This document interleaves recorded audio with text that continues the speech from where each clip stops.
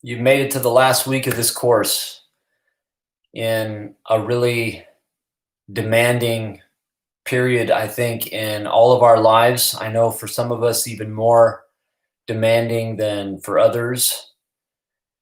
And we're going to conclude our course fittingly, I think, with a study of the book called Apocalypse or Revelation. It means unveiling, uncovering, and we're studying this book in an apocalyptic moment in the society of the United States, but I think arguably an apocalyptic moment in the entire world where the curtain is being thrown even further back to reveal not just the brokenness of our world, but the Word of God, the presence of God in the midst of that.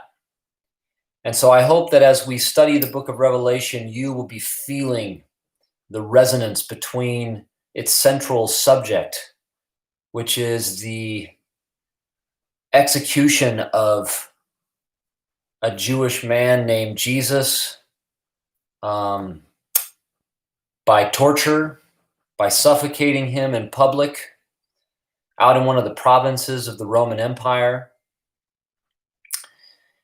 And yet the resurrection of precisely that tortured body to rule, to be the Lord guiding the shape of the entire creation.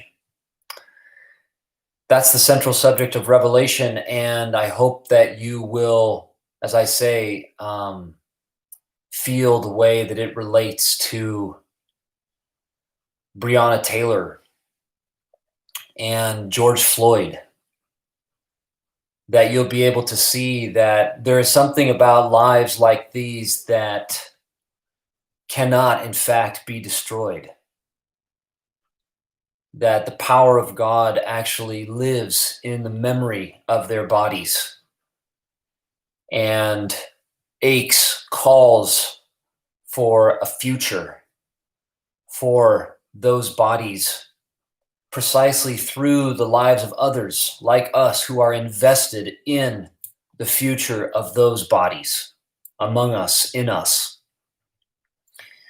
I think our moment is giving us some kind of perceptible sense of how the dead not only live still, but live towards a future that is still coming and that we are a part of.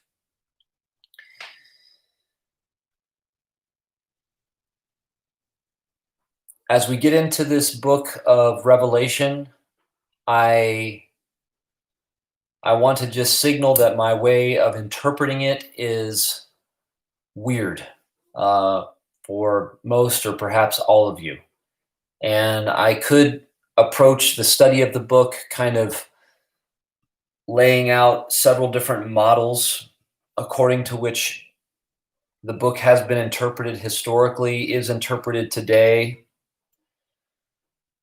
Something about that doesn't seem quite right to me, that approach. And so instead, what I have done is prepared a presentation that actually delivers a certain interpretation of the book.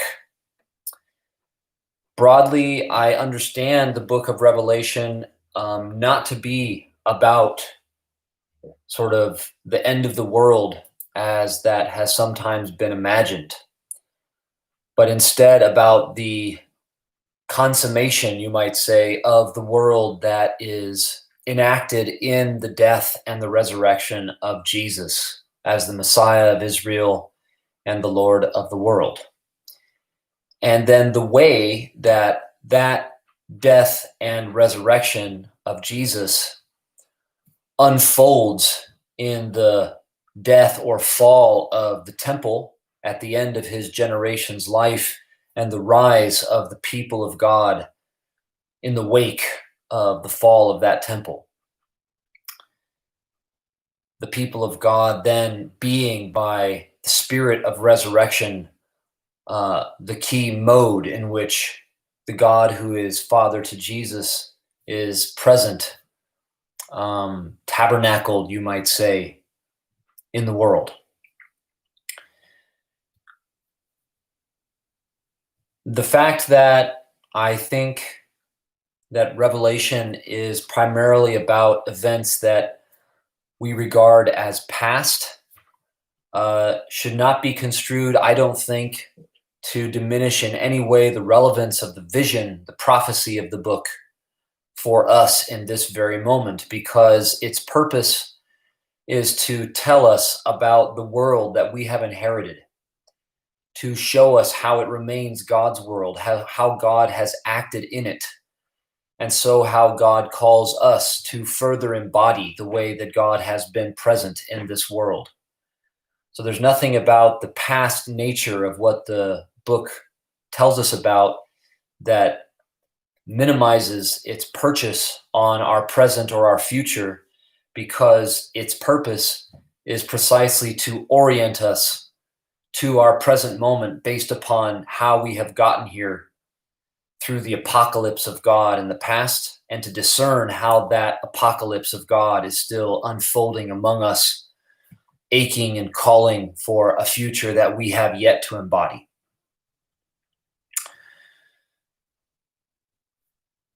I imagine that one of your most immediate concerns might be just how much more work you have to do to be done with this class, which I totally understand. And so let me just try to be very clear about that. I have shortened the required length of the final reflection paper to be 500 to 1,000 words. It can, of course, be longer. Originally, the paper was to be as long as 1,500 words. But I think in light of the burdens that are present in your lives and other ways that you need to be present outside of this class, I want to shorten a little bit the time required to complete this concluding assignment. There are basically two versions of this assignment. In both cases, it's a reflection paper. For those of you who are in the School of Psychology, this is a reflection paper on the integration of New Testament and the theory and practice of psychology as you have been studying it at Fuller. There are a variety of prompts to bring some focus to your reflections. This is not a paper that requires any research from you. You do not need to do any detailed study of any New Testament text. You don't need to dialogue directly with any secondary readings from the class. Please receive this paper as an invitation to take a step back and to reflect broadly, thematically, following one of the prompts on how the teaching of the New Testament that we've been studying relates to psychology as you're studying it, and how psychology as you're studying it, if you want, might affect your interpretation, a sound interpretation of the New Testament. The other version of this final reflection paper is for those of you who are in the School of Theology or the School of Intercultural Studies, and it is on the concept of apocalyptic. And there is a prompt also guiding you, similar reduction in required length, 500 to 1,000 words. There are a few articles that I would like you to take a look at as you think about writing this paper. You don't need to do a lot of detailed study of the book of Revelation, but I think working through the basic material of the week and studying the three articles that I've given will provide some really important context for our study of the book, especially in our current moment here in the United States. And that is because, and this is for all of you, the book of Revelation is a vision of the revelation of God's justice for the world. It is a book that is designed to be performed, not just read, not just listened to, performed. And so you will see in the video presentation that I periodically invite you to join me in chanting some of the words of the book, because I think that they were written to be chanted in that sort of a way. The book gives us a vision of power sort of peeling from heaven like thunder into the earth through a kind of glassy sea that John the seer is looking through from heaven down onto the earth. The relationship between heaven and earth in this book is very intimate. Heaven is not some kind of separate, far-off realm that is aloof from the injustices happening in the creation. It is instead a sort of theater of God's self that pours down into the created world.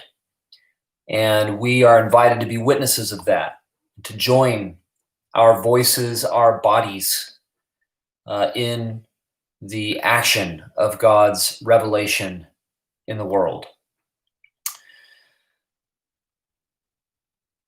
As is often the case throughout this class, my interpretation of this book is probably unfamiliar to a lot of you, perhaps contradictory to what you have come to the class assuming or thinking. And so please feel free to express your concerns, your complaints in your responses in the one discussion forum that we have.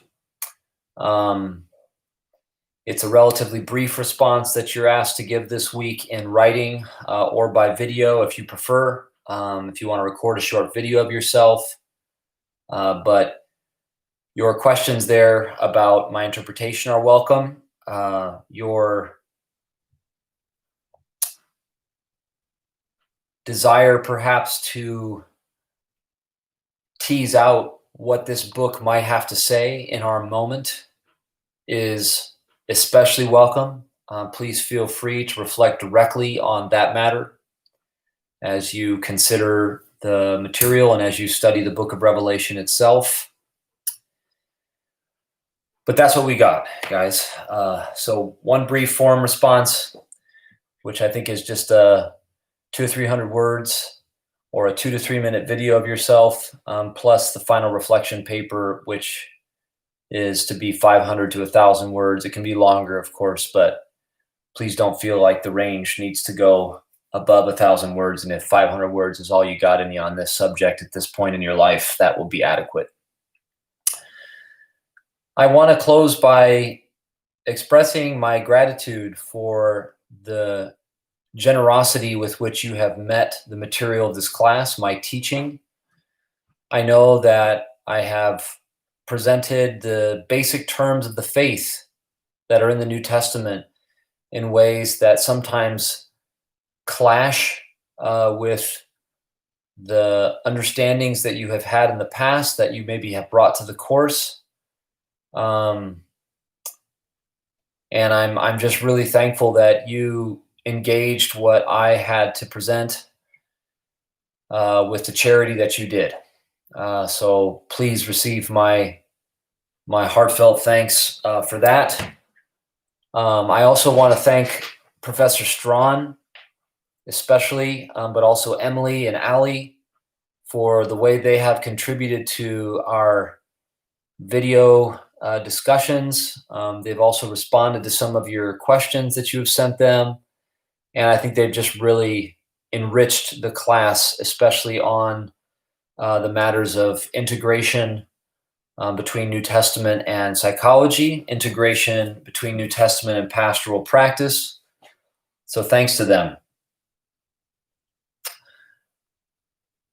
I leave the class with the hope that your vision of Jesus has grown, that your sense of the calling of the Christian life has grown.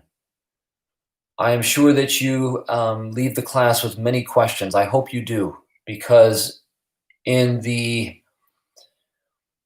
pursuit of the knowledge of God, I think that we grow by the questions that we ask.